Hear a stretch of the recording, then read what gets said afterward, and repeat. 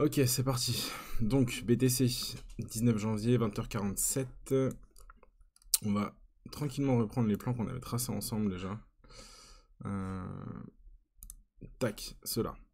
Donc, on va commencer d'un point de vue daily et on va se rapprocher un petit peu après. Donc, d'un point de vue daily, déjà, on récupère l'imbalance qu'on avait tracé ensemble. Donc, ça, c'est très important. Et on nettoie la liquidité des deux tops qui étaient ici. Donc, ça, c'est très bien. On la valide. Hop. Et l'imbalance est comblé. Très intéressant, notamment cette cassure de structure. Ça, c'est plutôt très très boule, donc ça fait plaisir. Maintenant, il va falloir assez rapidement confirmer ici et continuer cette cassure de structure. Parce qu'un rejet dans cette zone vraiment franc, si vous venez rechercher cette structure en clôture daily, franchement, ça va être compliqué. On va faire juste un petit peu de clean, attendez, hop, hop. Tac, voilà. Donc très important pour moi d'avoir la confirmation assez rapidement, on ne veut pas trop rejeter dans cette zone. On peut revenir travailler cette zone assez facilement, je pense. Mais maintenant, en clôture daily, on ne veut pas trop venir clôturer sous cette zone. Ce serait plutôt mauvais.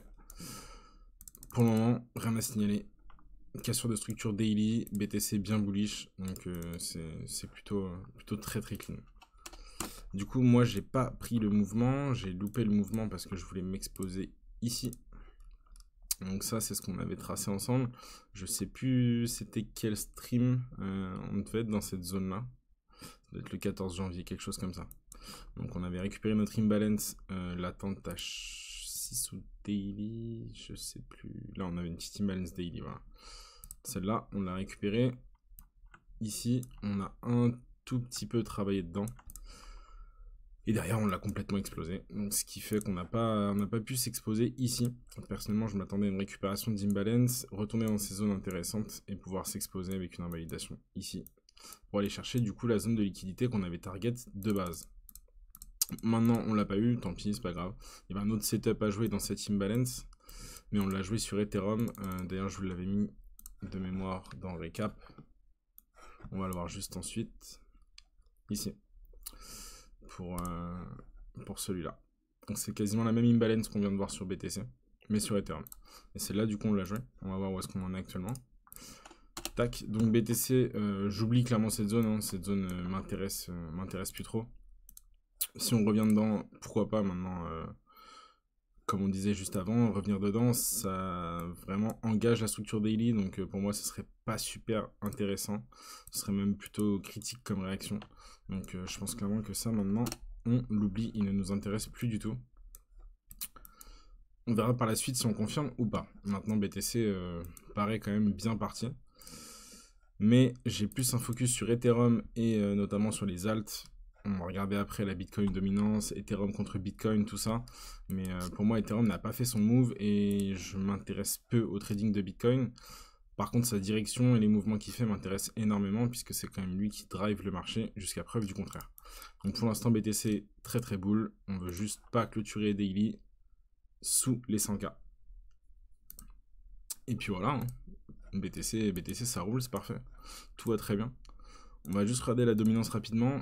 Dans le stream précédent, on se disait que on voulait casser les structures ici et ne surtout pas casser celle-ci. Et que tant qu'on était au milieu, bah, on se fait chier sur la dominance. Il n'y a pas vraiment grand-chose à dire. Donc on a dû regarder ça par là, je pense. Et donc voilà, on continue notre latéralisation. Pas vraiment grand-chose à dire. En tout cas pour les alts et pour Ethereum notamment.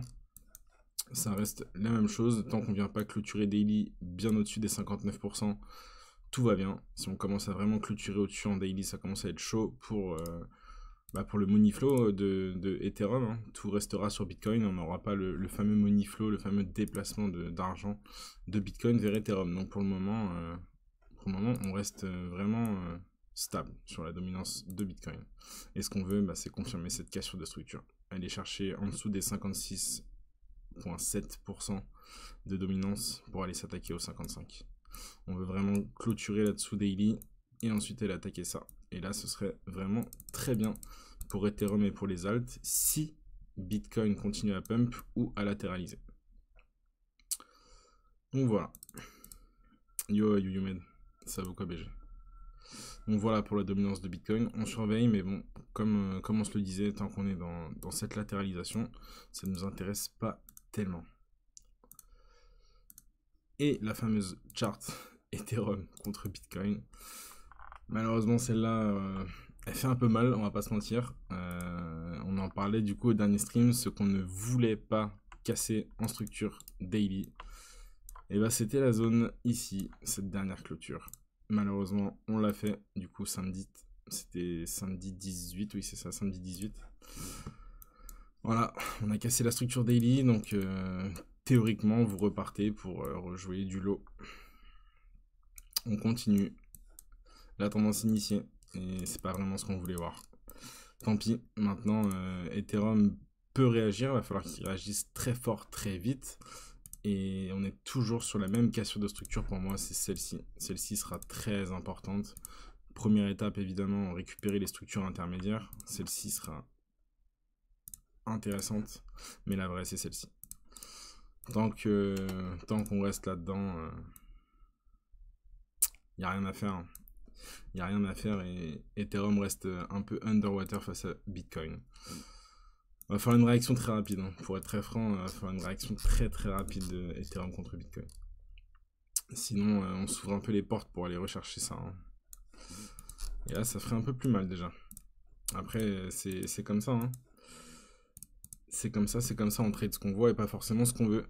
Donc c'est pour ça que je cherche pas non plus plein de setups sur les alts, etc. Bah, notamment pour ce genre de graphique, parce que le money flow n'est pas sur les alts, tout simplement. Il est clairement sur BTC. Donc, un peu contradictoire avec ce qu'on disait au début, dans le sens où moi, je m'intéresse plus trop au trading de Bitcoin, parce qu'il est... Pour moi, il est de moins en moins intéressant, notamment parce qu'Ethereum ne fait pas encore son mouvement. Donc je vais maximiser sur Ethereum et sur les alts. Mais tant qu'on n'a pas de vraie structure là-dessus, bah, ça reste très dangereux de s'exposer sur les alts. Donc c'est pour ça qu'il faut vraiment des setups 5 étoiles sur des belles time frames. Où là je peux transférer du profit réalisé sur BTC bah, sur des alts. Notamment en spot. Tout doucement et tranquillement. Et tant qu'on ne récupère pas de structure, je reste plutôt sur la défensive, même si j'en mets un petit peu. Et quand on cassera vraiment, c'est là où on mettra les plus grosses cartouches. Voilà pour Ethereum contre Bitcoin. Et pour finir, Ethereum. Donc Ethereum, c'est le setup que je vous avais partagé sur le Discord. Donc celui-ci. Celui-ci. Donc ce qu'on voulait, on était sur cette bougie-là. C'était ça, mercredi 15 janvier. Voilà, c'est ça, on est sur cette bougie-là.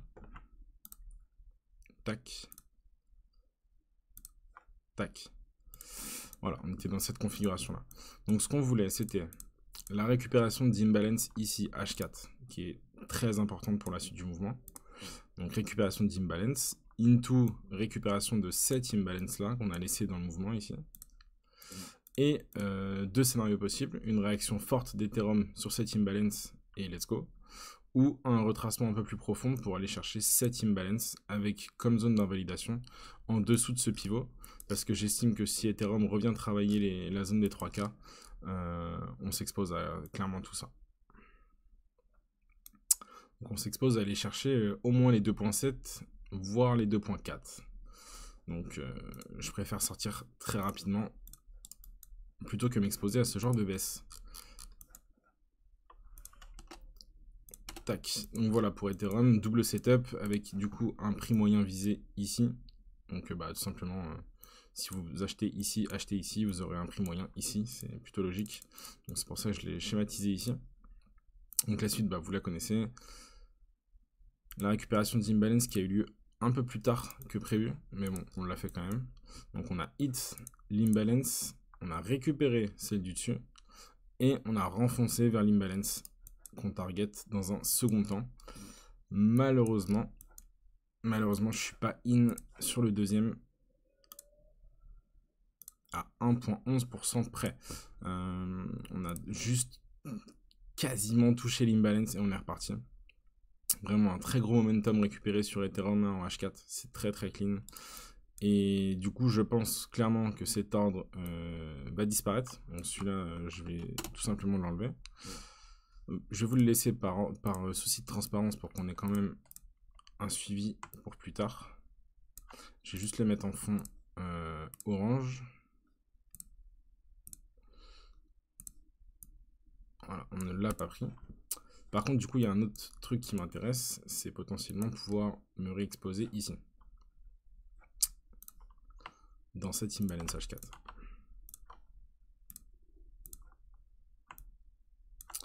Celle-là me fait de l'œil et je pense clairement que je vais me réexposer au même prix d'entrée.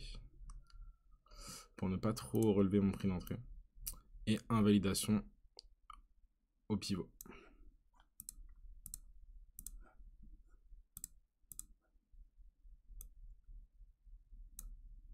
Tac. Et avec les mêmes targets, toujours les mêmes targets. Hein. Cette zone de liquidité très importante sur Ethereum, la zone des 4100. Donc au-dessus des 4K tout simplement. Et du coup le runner. Et je pense jouer ça sur Ethereum, très sincèrement. Et puis voilà. Hein. Alors dans tous les cas, ça ferait un risque de 1R.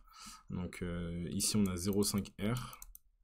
Et ici aussi. Donc on a un risque général de 1R. Donc ça change pas le plan. C'est plutôt ok. Mais je reste quand même dans l'optique où Ethereum fera son mouvement et il n'y a pas un monde où Ethereum est uniquement spectateur de ce début de cycle. Donc, enfin, début ou fin de cycle. Hein. Peut-être que l'homme orange est la fin de cycle. On verra bien. Mais enfin, en tout cas, je pense pas qu'Ethereum ne nous fera pas d'ATH. Donc voilà, je reste dans l'optique de m'exposer à Ethereum. Pas à tout prix, hein, parce que vous voyez bien que Ethereum contre Bitcoin peine encore un petit peu. Quand je dis à tout prix, c'est que clairement quand Ethereum sera en train de partir et nous fera des tout petits retests, en fait on pourra clairement s'exposer parce qu'on sera en train de drainer tout l'argent de Bitcoin et j'aurai beaucoup moins de mal à m'exposer ici avec des invalidations un peu plus loose pour aller chercher plus haut que ici où en fait on est vraiment aux portes des abysses, vraiment les abysses profonds, et d'un autre côté le champagne. Donc c'est un peu plus touchy parce que le money flow n'est clairement pas full Ethereum pour le moment. Voilà pour le récap habituel.